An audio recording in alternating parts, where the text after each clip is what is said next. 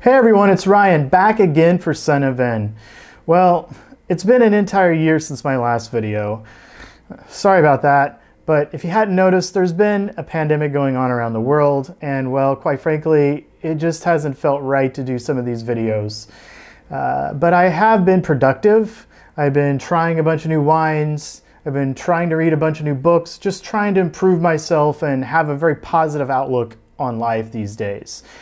But you know, we have to make do and times move on, so here we are. And in fact, my very first tasting for 2021 is due to a book I'd actually read, say sometime over the summer last year. It's called Tasting the Past. It is by Kevin Begos, I believe is how you pronounce it.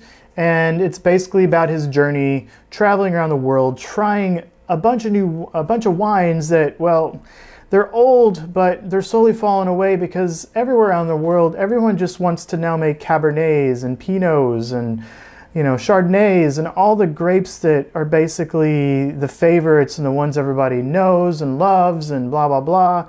But ultimately, what's happening is there are thousands upon thousands of other kinds that were popular long before those became popular. They basically were popular in their little regions, and those are all disappearing. So this guy set off to basically discover some of those, try some of those, and you know, just try to help catalog and understand, you know, the differences between different regions and what maybe they grew at those times and what actually works better in those soils, rather than everybody just everywhere, let's plant Cabernet and blah, blah, blah. Well, so this book's actually pretty cool because it dives into something that I kind of like, which is history. And at the same time, I love wine. So this book is basically about history and wine. So it depends on what part of the world you're from, but different trains of thought, different countries, what have you, have different beliefs on who truly made the first wines, as we know it, you know, via grapes, other fruits, etc. But a large portion of the world does believe that Georgia, roughly 8,000 years ago, started making wine the way we now know.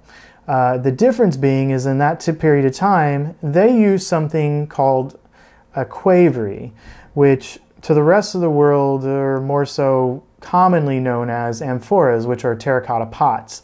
Now, there typically is a difference in how the flavorings were because those were left unfiltered.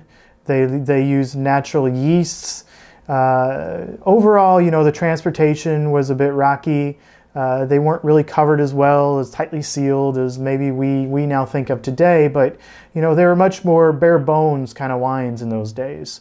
And eventually, you know, a few hundred years ago, the world started using wooden barrels, and that really became the standard method for aging wines. And now amphoras are kind of a little minor thing around the world.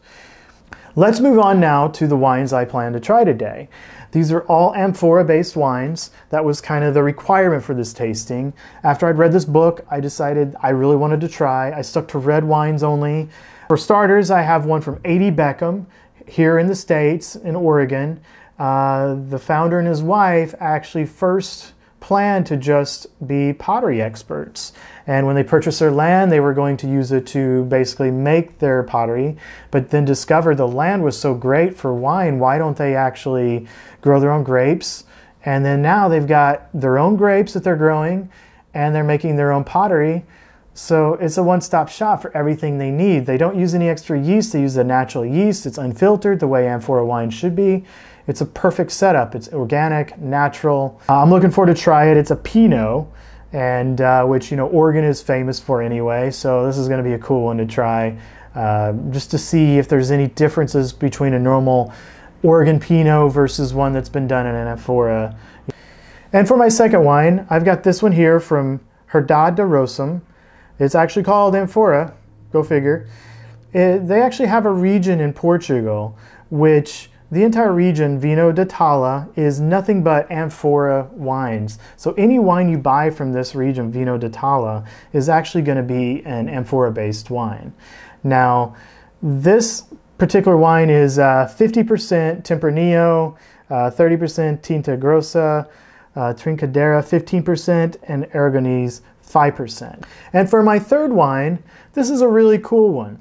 You notice that it's not in a normal bottle. It's in an amphora that's been aged underwater for a couple years. There are pieces of shells that have been left on here. This is a really cool idea. This wine is from Croatia, Adino Vina. It is a very popular grape in Croatia called Placet Mali. It is, in fact, the ancestor of Zinfandel, which is more or less really popular here in the US, especially California.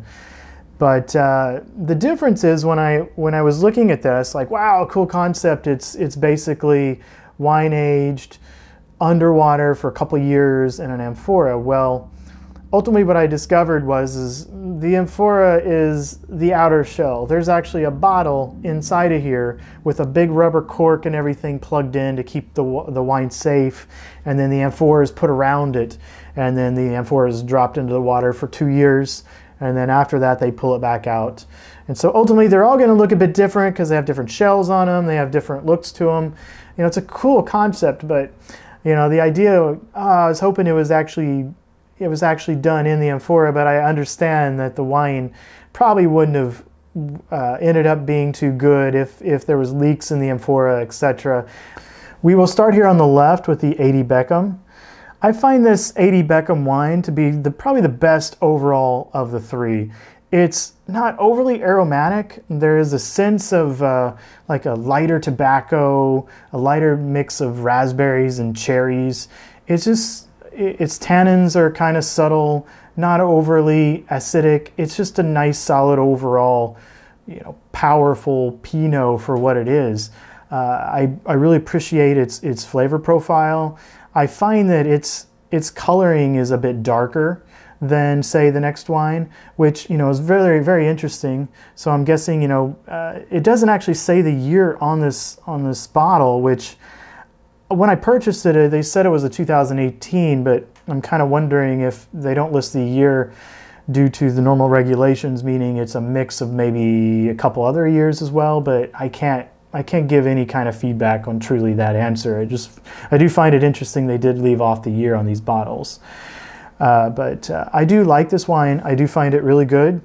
And, you know, in this mix, we'll see how it does compared to the next two. So for the second bottle, we've got the Herdade do Rosum from Portugal.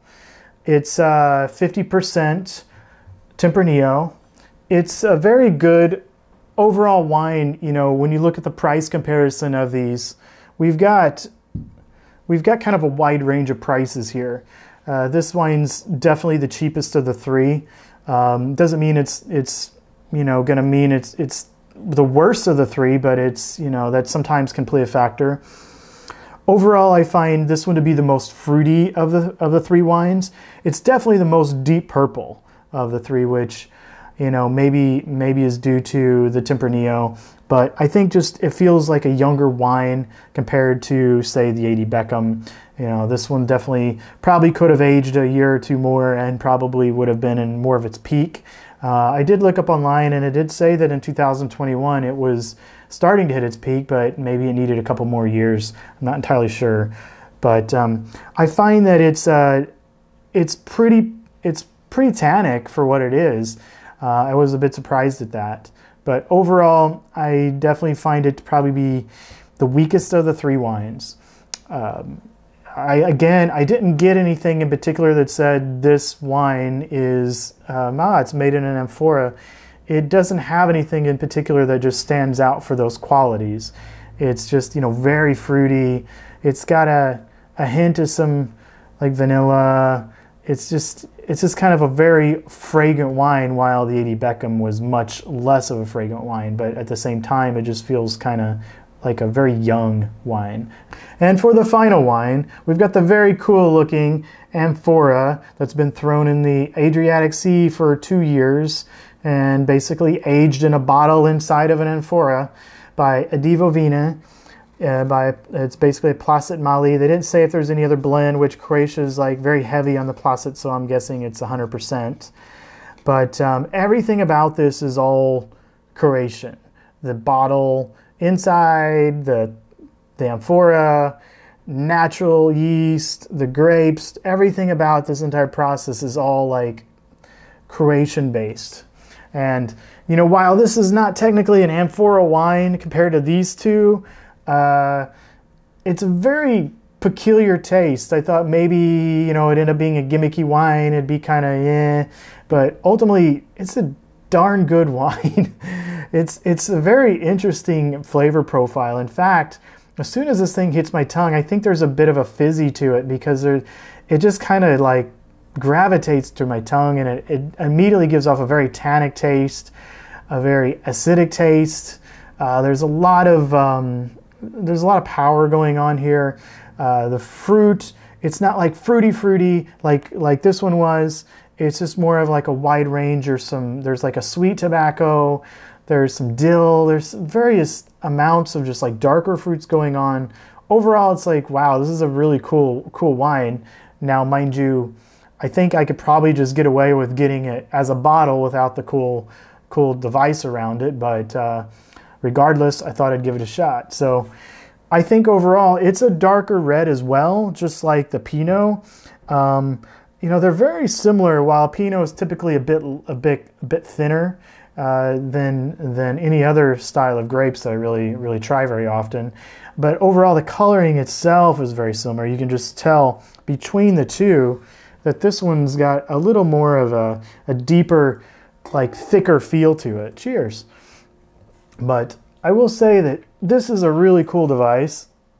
It's just, you know, quite heavy, and it's also a very large item that either I'm gonna have to find my own amphora, a little sitter for it, or I just put it back in its box that it came in.